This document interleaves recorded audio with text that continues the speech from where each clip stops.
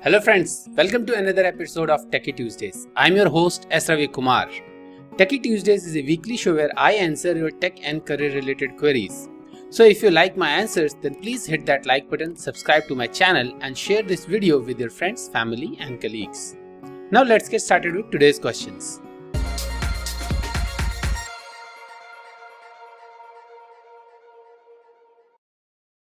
Today's first question is from Akhil Tripathi. He's asking, which is the best way to share software development requirements with a freelance programmer? I want to minimize confusion, cost escalation, and follow-up documentation. Any help with actual samples would be highly appreciated.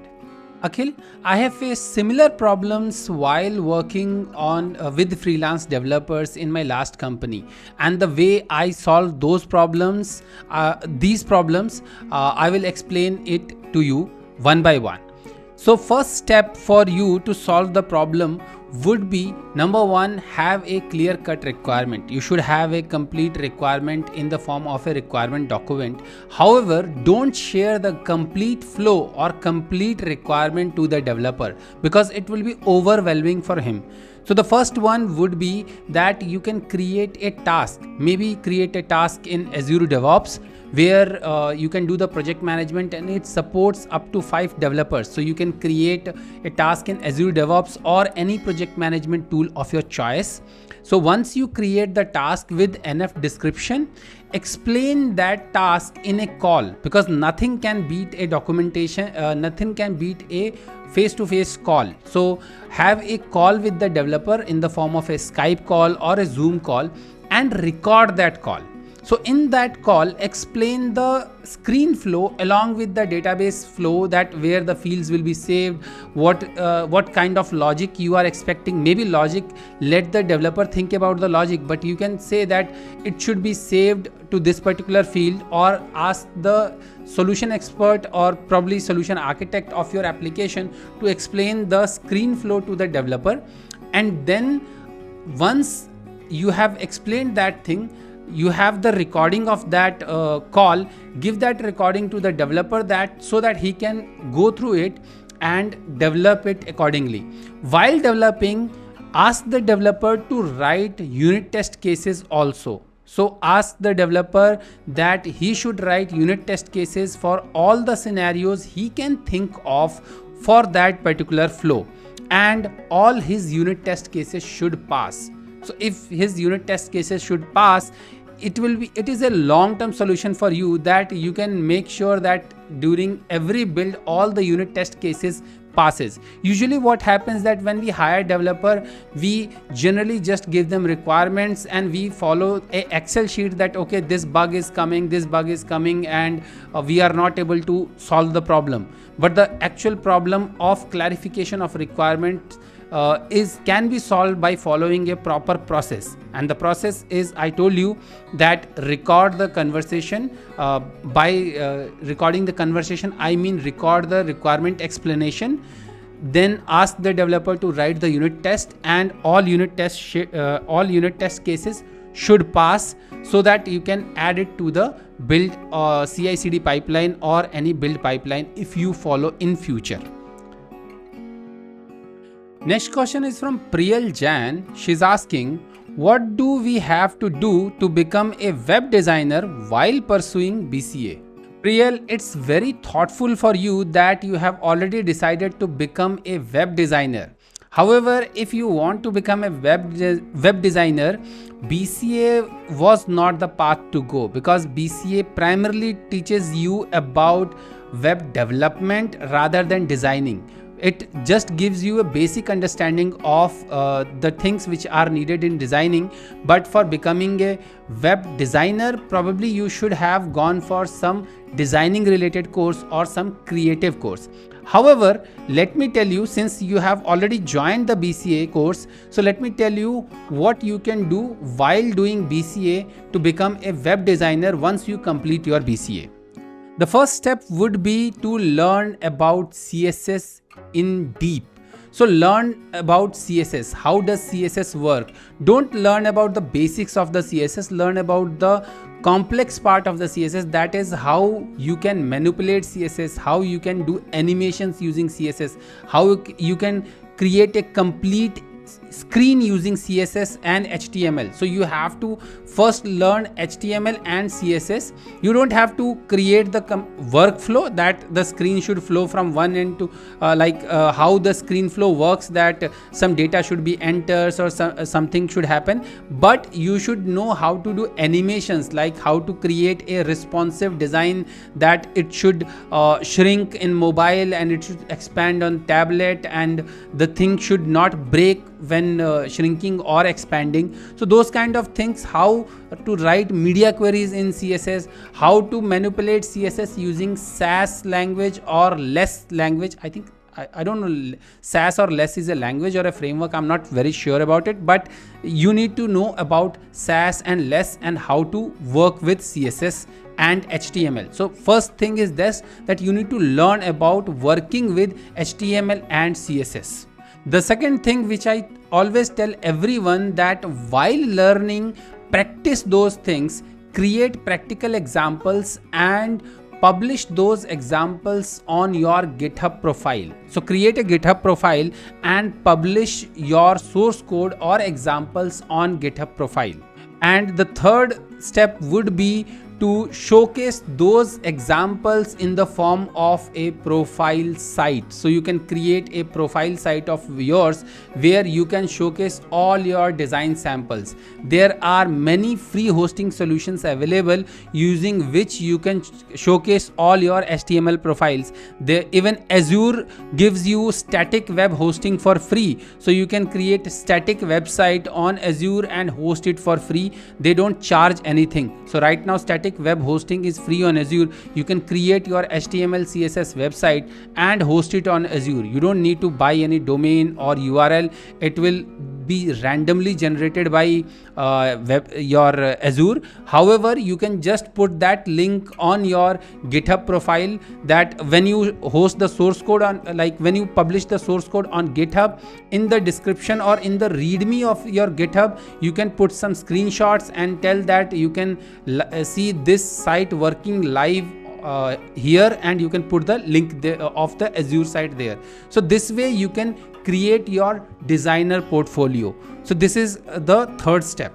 Last but not the least, try to acquire some freelance work. So there are many websites which gives you freelance work or freelance design work, web design work, like Fiverr, Upwork, Freelancer. So you can try to acquire some freelance work based on whatever you have learned and whatever you have showcased. So you have to follow first three steps. First, that you have to learn HTML, CSS, you have to create your GitHub profile, and you have to publish your designs in the form of a website. So once you have created all these three steps, then you can try to acquire some freelance works, so that once you complete your BCA, you should be able to add all these things in your resume, and you can tell the recruiter or the company, whoever you are joining, that you have done these many things while learning itself. Next question is from Jairo Diaz. He's asking, what are the advantages of paying a web developer to build my website instead of using an online tool to generate/create it? Jairo, the only two advantages which I can see of hiring a web developer or hiring any developer to develop your website is freedom on source code or freedom on the code of the application or website, and number two, freedom on UI design and the workflow of the site. So if you use any tool, you will be limited to the designs, samples or designs provided by that tool, not the, like, you don't have the freedom to create your own design or use any design of your choice. That is number one. That is the best part of, you can say best part of hiring a developer to develop a website, that you have the freedom to think about the workflow, that whatever work you are doing, whatever kind of work you are doing, you can create a web app or website on that particular workflow. That is the first benefit. And the second benefit, of course, and the biggest benefit, is that you have full control on the source code of the application. That tomorrow, if one developer leave you, you can hire another developer of the same technology to develop that application. But if you are using some tool, probably you will have to connect to that the owner of that tool to give you a developer to provide the customizations you want. And of course, you might have to pay the licenses of that tool to use that tool in production. So the benefit which I said as you in the beginning itself, that there are only two benefits. That is, number one, full control on the code of the tool. Full control on the code of your website. And second is that full freedom to choose the UI design and the workflow of the site / application. Next question is from Abhishek. He's asking, how would you recommend a software developer to start contributing to GitHub and other open source projects? How should they find such projects? Abhishek, let me clarify one thing. GitHub is not an open source project. Rather, GitHub is a repository where you can host your open source project. So GitHub is basically a popular web repository where you can host your open source project. So that clarifies one thing, that you don't support or you don't contribute to GitHub. You contribute to open source applications hosted on GitHub, or the source code hosted on GitHub. That is one thing. So now, to answer your question, how to contribute to open source projects and how to find these projects, let me give you a 5-step guide. The first step would be to find the awesome technology list of your particular technology. So let's say you are working on .NET, because I am a .NET person, I'll always give you .NET example. So let's say you are working on .NET technologies, or you are a .NET developer. So what you can do is open Google and search for awesome.net. So whatever technology you are working on, search for these two terms, that is awesome and that particular technology. So if you are a Java developer, search for awesome Java. If you are a Kotlin developer, search for awesome Kotlin. So whenever you search for this thing on Google, you will get a GitHub repository, which is basically a curation of all the resources for that particular technology. Believe me, you will get it for sure, unless and until your technology is an obscure technology. Otherwise, I have tested this for all the .NET technologies. Like if when I search for awesome.net, I get the very first list of GitHub GitHub repository, which has all the curation of all the open source project and all the libraries, all the videos, all the resources related to that particular technology. So search for awesome technology of your technology on Google. The second step would be to find the tool or find the application which you want to contribute. So to the answer to your second question, that how will you find open source project to contribute, is you in first step, that is search for awesome technology. So that way you will get list of all the open source application, open source projects built in your particular technology. So now choose the project or choose the tool which you want to support. For example, I searched for Awesome Blazor, and in Awesome Blazor there are list of many Blazor UIs and other things, and I like Blazorize UI framework, so I support Blazorize UI framework in whatever way I can. So that is, so find the app or find the tool or find the library you want to support in the curated list of the GitHub. That is the second step. The third step would be to join the community of that open source project. So once you selected one tool or a couple of tools which you have decided that, okay, let me contribute any one of these. So don't always go for only one tool. Don't always select only one tool. Select a few tools that, okay, these tools I have to contribute, these tool I have to contribute. So maybe 1, 2, 3, 4, you can select all these tools. Go to the GitHub page of all the tools. So go to the GitHub page of all the tools one by one, see how many downloads are there, how many contributing members are there, is there any community for that tool. So join the community of that tool. So the third step would be to join the community of the open source tool you have chosen. So maybe you have chosen one tool, join that community. Maybe you have chosen another tool, join the other community of that tool. So most of the open source project have created their groups on either Slack or Discord or maybe Gitter. So like I support Blazorize. Blazorize has a group on Gitter, and Matt Blazor is another Blazor UI library which I like. So Matt Blazor also has a Gitter group. So you can join any such chat group of that, and there you can talk about that project. So join the community. That would be your third step. Fourth step would be to, of course, go through the documentation of the open source project and set up the project on your local machine. So once you decided that, okay, based on the number of contributors, based on the number of downloads, based on the number of active contributors, how many active contributors are contributing to that open source library, once you have decided that which library you will be contributing to, set up that library on your machine and search for best first issue in the issues list of GitHub, like issues list of that tool or that project on GitHub. Search for best first issue. That is one option. And then you can read about that issue. You can select that issue, raise a PR and read about that issue, select that issue and say that yes, you will be working on that particular issue. So raise a PR and you can read how to contribute to that project, and you can follow that project, that option, those steps to support to that project. The last and most important step is always ask questions. When you have joined the communities, ask relevant questions.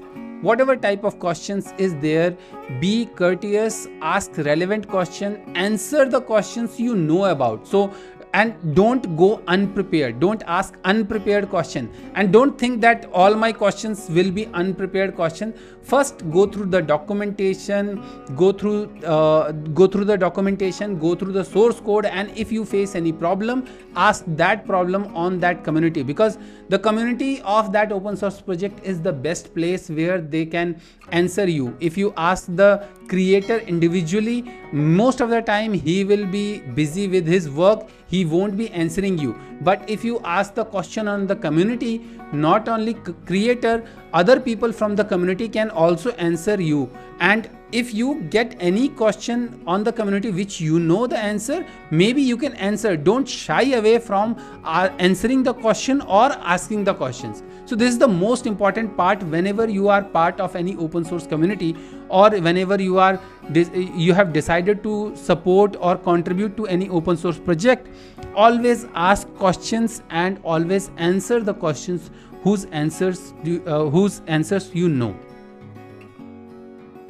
Next question is from Somdat. He's asking, what are the types of database at the backend?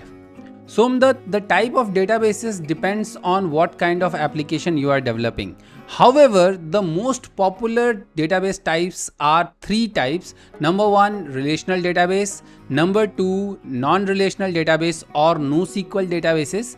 And number three, file-based database.